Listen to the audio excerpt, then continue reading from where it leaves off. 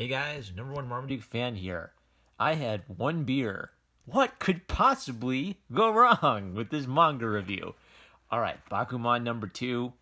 I just got done joining the Matriarchy with Matt and Matt, and it's a great podcast. I'll link to it in the description.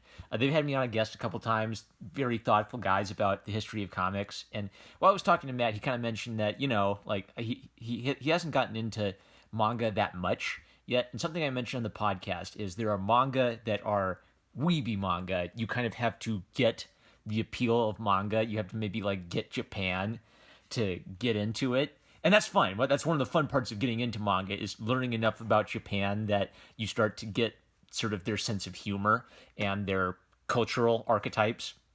And then there are manga which transcend you having to be a weeb to appreciate them. So when I reviewed Bakuman 1, I said this is so red-pilled, I can't even comprehend how red-pilled this is because it's all about young men kind of figuring out what success is and what girls like. And but Bakuman 2 is beyond that. So now what I'm going to say is Bakuman is the how to draw comics the Marvel way, how to Marvel a comics way. I knew it was a bad idea to have a beer before I did this. This is the how to draw comics the Marvel way of manga.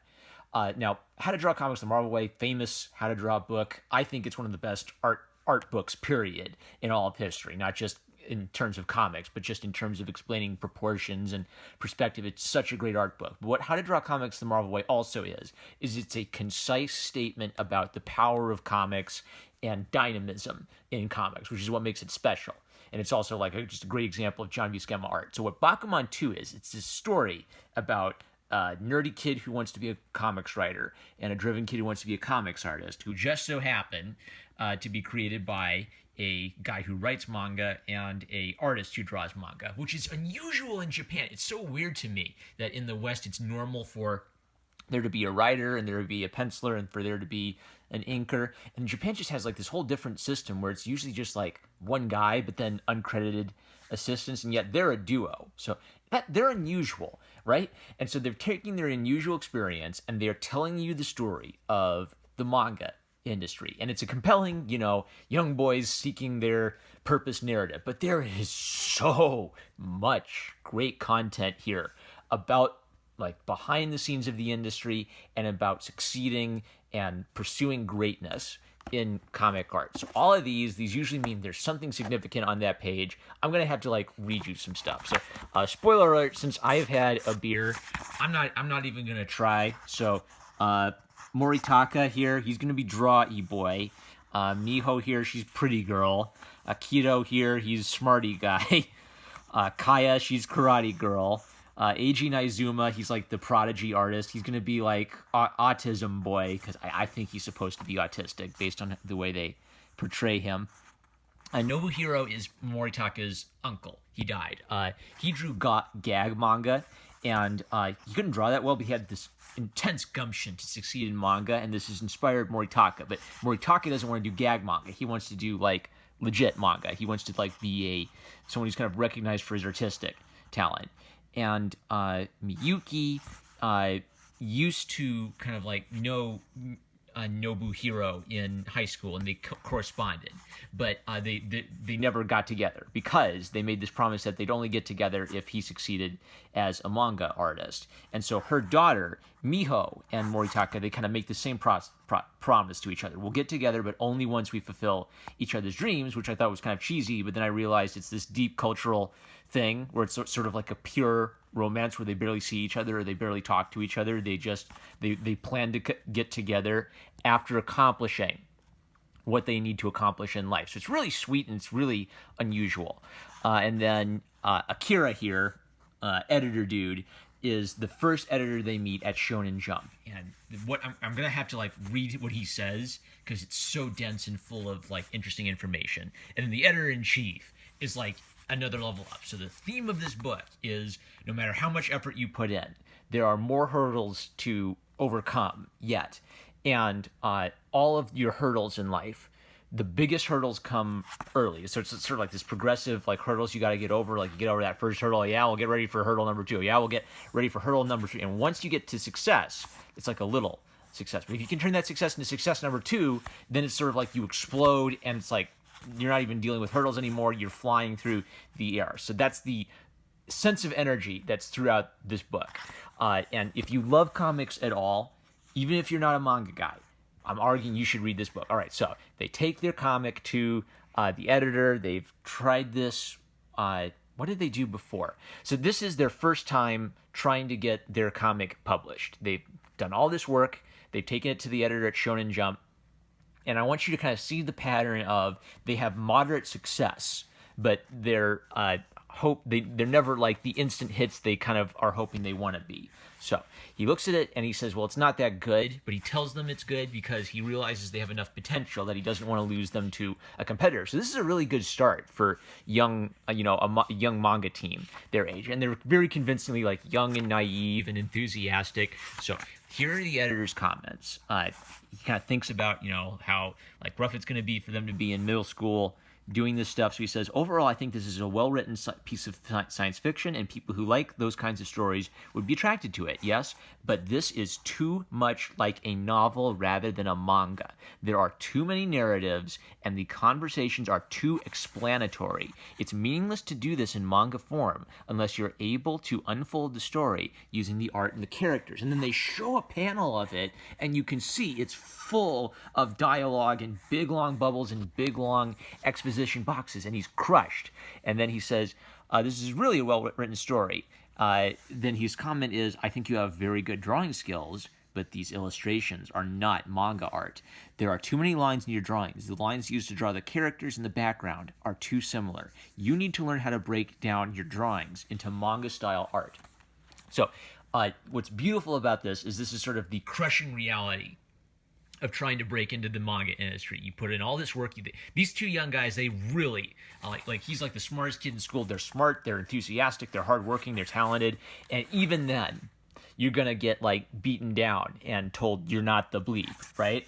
And so that continues to be the theme. Now, their rival is sort of like this weird autistic kid who is very self-confident. He's very committed to making manga, and it's the only thing he does. He gets home, he starts drawing manga, he makes the weird sound effects to himself because he eats, sleeps, and breathes manga. And his parents are clearly like thrilled that he's finally getting his chance because this is clearly the only thing he does. They talk later about the composition of this page, and that's a beautiful thing too, that not only are you seeing like the behind the scenes of Shonen Jump in this manga, you're also getting to see their behind the scenes, and it's really important. I always like look at the artist comments because I think there's so much rich information there. Here, like every one of these could be like a video all by itself where I like look at every little panel and tell you like, look, the guy is doing this in this panel. He's sort of sweeping his pen along there, but now he's doing this in this panel. So this is Obata's storyboard. So the writer does a goofy little cartoon storyboard. See where it's very, amateurish and just quick, and then Obata does a storyboard roughing out the page. And then he changes and fudges things in the final version. So the pen is up here, but then he carries the pen forward, pushes it forward in space, and it pushes down to the panel in the final version, giving the gesture more emphasis. There are a million little things like that. They could all be a video just because it's such an interesting process of revision. It changes the theme and the mood of each story. This is another one. So this kid, he draws like cute little anime girls, but he's never drawn a comic, so he thinks he's he's all that, and he says, hey, you should dump that other guy and have me be your manga artist. Wouldn't that be great? And then nerd guy winds up to punch him because he's such a jerk. He asks him, have you drawn 31 pages of manga before? Huh? No, I haven't, but... And then, whammo! Okay, I'm going to talk about that later because they show the storyboards for that. And then, so because he did that, has some girls. Like, there's some really cool... I love that they have romance in addition to, like, the great manga stuff, all right? So, Oba's storyboards, he just draws little, like, cartoon people to indicate the idea. Okay, nerdy guy with glasses, you know who that is. There's, like, a silly little flat punch. All right, and then Obata has to translate that. So his initial idea is to have him hold up the page of manga, and then the fist comes and slams him in the face, so it's a visual gag. He holds it up, and then the punch slams the piece of paper into his face. So that's kind of funny, right? It's a visual gag, and then you put two and two together and say, oh, okay, he punched him. But the final version, I think, personally, is better. Instead, he holds it up, and then we see the wind-up of the character, which means we put all of the emphasis on the character's expression, in his face, and the wind-up of the punch, so we understand this is a character moment, not merely a visual gag of, oh, haha, he punched him, isn't that funny? It becomes more about developing the character's personality and showing his rage. Now, while he's dealing with the girls, he kind of explains, look, I don't have time for girls, I'm going to become a manga artist. And one of the girls, who's the smartest girl in the class, says, I think you'll regret it if you stay on this path. I think you should quit manga. And so he says, I'll regret it if I follow my dreams and fail, but I'll regret it more if I don't even try. This is a boy's story. Now, they're a great girl manga artist. Some of the best manga artists ever are women. But as a general rule, I think it's more important to young men to find work where they find fulfillment than for most young women, because men kind of know instinctively that they can't just fall on marriage as an economic ladder. Men know that they have to be a provider instinctively. If they're not planning to be, if they're a MGTOW or whatever, then I don't know what MGTOWs do on their day off. I don't care about weird internet subcultures for right now. But okay, so he continues. Before I started creating manga with Mashiro, I felt like I was watching time pass by, but I'm enjoying myself now. I feel alive. So having a dream is good, but you gotta do something with it. It's not just enough to sit around and have that dream, right? So they take their second draft to their editor guy, who's been kind of like giving them praise and criticism together, right? So what's the next hurdle for them? The editor-in-chief shows up, editor-in-chief Sakaki, and the young editor, the assistant editor, has been saying, well, maybe you need to think about like the market, maybe you need to think about your strategy, maybe you're not. Maybe you're too young to be serialized, so you should think about a contest instead. And so editor-in-chief Sakaki shows up and he says, manga just needs to be good.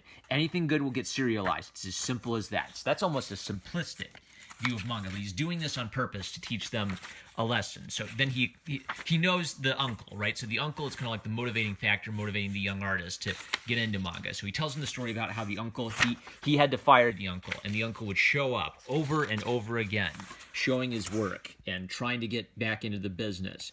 And it's just his determination sort of intimidated them. He became a has-been, but he never gave up until the day he died. And the reason he's telling them that is he wants to light a fire under their butts, pretty much. And his conclusion is that the difference between you and a genius, like an autistic kid, is how much you love manga. You do not love manga as much as the autistic kid who's the genius and getting all the awards. He's been doing this for longer. He eats, sleeps, and breathes it. So you're talented. You've got all this great work ethic. That's great. But this is a competition. We are in the business of making money. Show me your competitive spirit. It's great. So their assistant editor gives them the idea of, well, what if you make a cult hit? You only need 2 out of 10 readers to write on the surveys that they like your manga for it to be considered a hit. If you can just get 2 out of 10 people to like your work, then the editors will recognize that as sellable. So the idea is, rather than try to make something that appeals to everybody, make something that'll appeal to those 2 people a lot. So, and the artist changes his style to illustrate this. Standard manga style, weird, cerebral manga style to illustrate the new direction they're going to go. They're going to write this weird, sort of edgy science fiction story about people buying other people's brains, right? And it's even weird as it's. That's the other brilliant thing, is they're just coming up with like these cool ideas for the kids to like pitch as stories. And all of these sound like cool ideas. This is a creative team that is just like overflowing with creative potential. Oh, that's another one of these great like storyboard pages. I've already commented on that, so I won't repeat those thoughts here. So they're working now on draft 2. For the first time, they didn't get the big prize they wanted. They got beat out by the young 15-year-old prodigy, but they're hungry for more. Now, I highlighted this because I did not know this. Japan teaches me so much about their culture. I didn't know what Akamaru Jump is. I guessed it was just some magazine related to Jump, and so now they explain here, for me, the Westerner, what the heck Akamaru Jump is and why it's important. Akamaru Jump is a bonus edition of Weekly Shonen Jump, which is published 3 times a year. Many rookies start off by having a one-shot placed in Akamaru, and it is not rare for works that are popular in it to become series in Weekly Jump. It's also not uncommon for manga artists who've already been serialized in Weekly Jump to try out their one-shots there. Boom. So I understand the significance of Akumaru jump to their journey. Now, there's also this beautiful, like, romantic scene where he sees the girl again. I'll talk about that in a little bit, but it's weaved in beautifully, and her character is beautiful. So one of the reasons I'm talking about this is I think I saw a tweet saying, "Oh no, Bakuman is from the male perspective." Yes, it is. It's about two young boys who have a vision and a goal, and they're pursuing that. But the girl characters have quite a bit of depth to them if you're looking for it, and if you're not just assuming that, I don't know, that the patriarchy is ruining all these female characters. So I'm going to show you this. So here's the storyboard by Oba, and he draws the cute girl, and then he draws her at the door, and then he draws her turning around. This is important because she has this sort of traditional idea of their romance that they shouldn't be seeing or talking to each other until they fulfill their dreams. I'll talk about that more later. And then Obata translates that in his storyboard. So he draws that. He makes it all the more dynamic. He zooms in on the eye, and he shows this dramatic, twirl in her hair flying in the wind. Okay, that's interesting. So, but what did he do in the final art? Did he have this, like, dramatic turning gesture? No, he didn't. He just had her walk up to the door, the eye, and then sort of gently, like, pull back. Like, you can just see that she's really thinking about it. So he made a subtle gesture, which keeps the emphasis of the idea is that she turns around. The important idea is she turns around and looks at him when it's hard for her to turn around and look at him. And by making it subtle, he made you feel the importance of this gesture even more. So now the reason this isn't just like a cliche damsel in distress story about that girl is that she identifies with something in Artist Guy. Artist Guy has a dream. He wants to pursue it. He wants to succeed. And in the first volume, he kind of like got nervous. And the first thing he said to her when they met is, "Will you marry me?" And then she got flustered and ran away. But then she said, "Yes, but only if you become a manga artist and fulfill your dream." And they've been committing to that. They haven't gone on a date. They've just seen each other a little bit, and they're clearly in love. But her idea is that she has a dream to become a voice actress, which is kind of a childish dream, but she's a very mature and serious person. Therefore, she's balancing loving someone with fulfilling a dream, and she recognizes that it's important for him to fulfill his dream, and she doesn't want either of their dreams to be dashed. She's saying, if you can make your dream come true, then we can make this work. Then it's meant to be. Then you will prove in yourself a man to me, and this romance will be consummated. It's beautiful because she's identifying with him, recognizing the importance of his dream, connecting it to her own dream, and wanting to fulfill her dream on her own. It's beautiful. That is a beautiful romantic idea. I don't know if you could ever make it work outside of like the culture of Japan, but it's just so meaningful. Now why did I mark this? Okay, so this girl who likes Nerdy Boy, she's Karate Girl. So Karate Girl is her own variation on this theme. She's much more normal. She's much more direct. She's like, you should go on a date. It doesn't make any sense to be pining after each other and never seeing each other.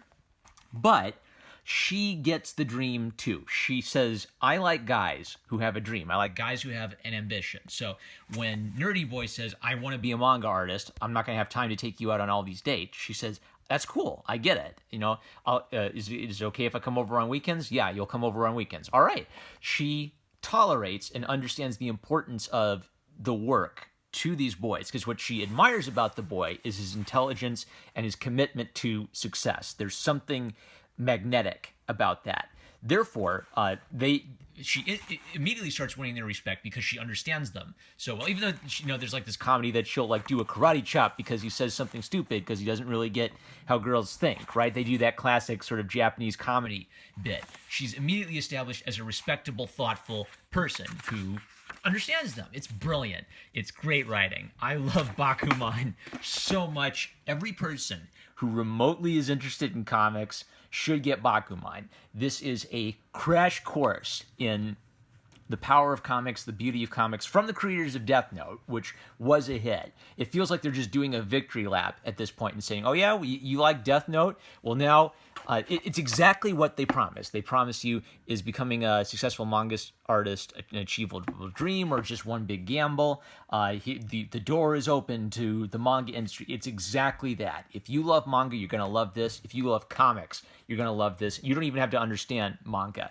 to appreciate the perspective this is going to give you on the art of creating comics and the art of becoming a successful artist. That's the review. I'm number one Marmaduke fan. I love you guys. We made it. I didn't slur my words just because I had one beer. Like, comment, subscribe. Check out my Subscribe Star. Thank you, Super Chat donators. I love you guys. Catch you later.